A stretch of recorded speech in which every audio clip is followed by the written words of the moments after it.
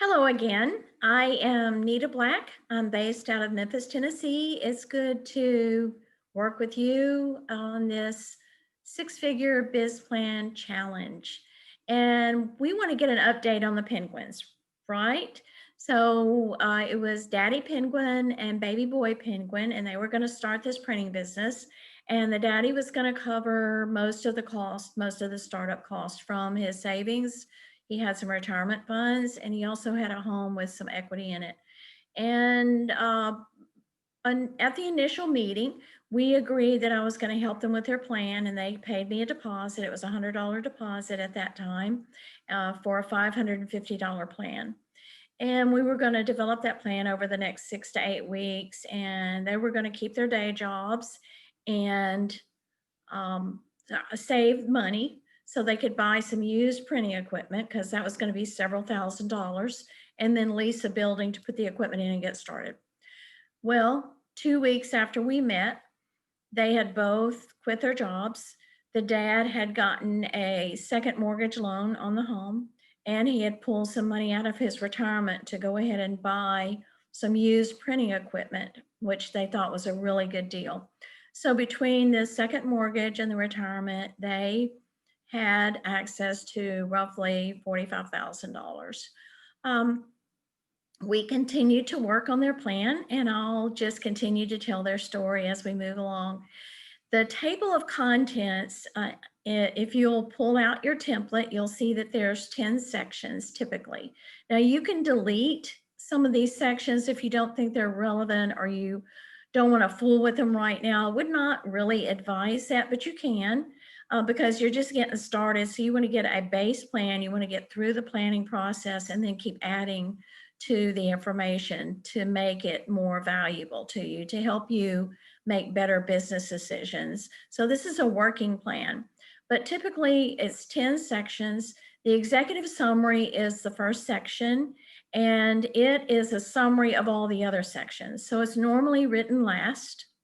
The company description talks about your name when you form the company, you're organized as LLC or sole proprietor, wherever the legal structure is, the principles of the company, generally just general information about the company, what we're all about.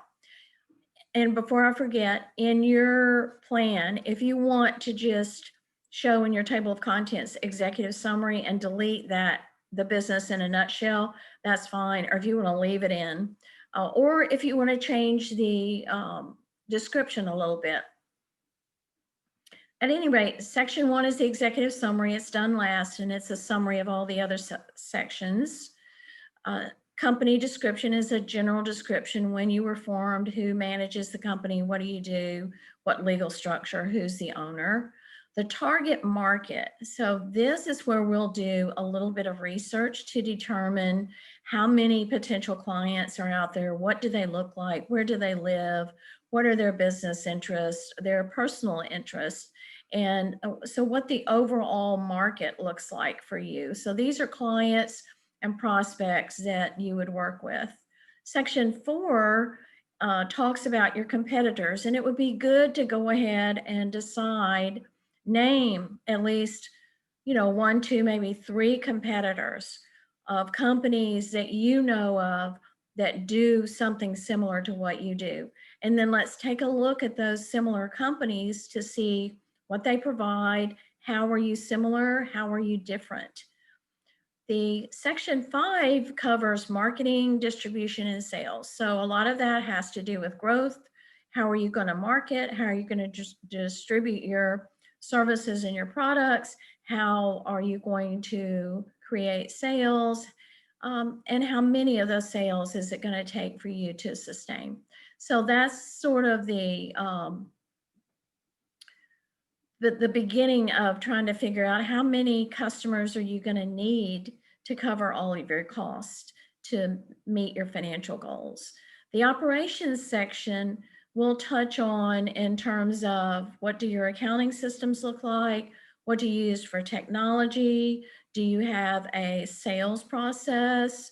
Your hiring and firing process if you were planning to add employees. things like that. Employee benefits, maybe. The management section is section 8, and it really is a summary of your resume. So that's something else you can go ahead and update if you haven't already, is pull out your last resume, update it to the most current version, and then we'll use the information from that resume to describe who you are as the owner.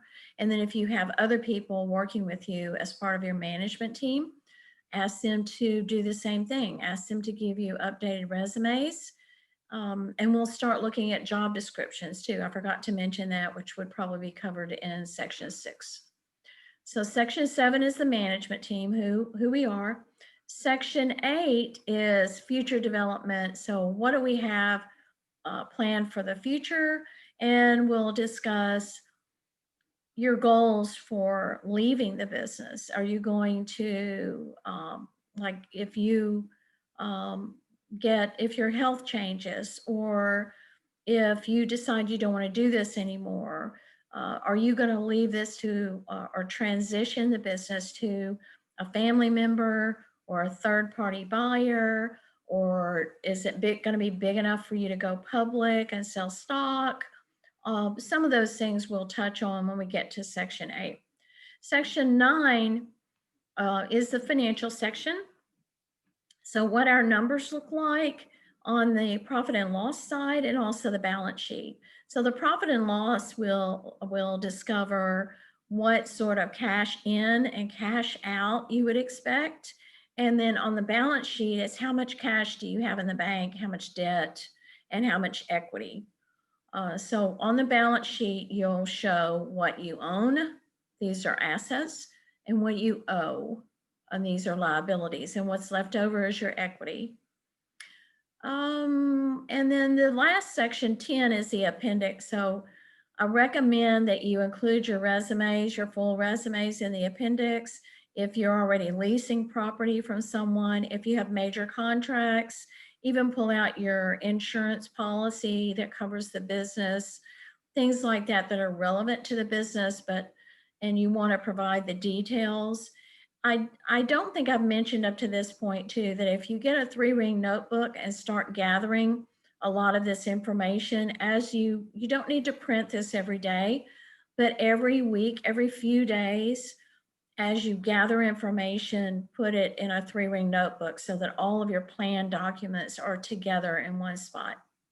I hope this is helpful to you. I'm really excited about moving forward. We have a group of 10 ladies, all ladies right now, that are going through the challenge, and I just look forward to hearing from each of you.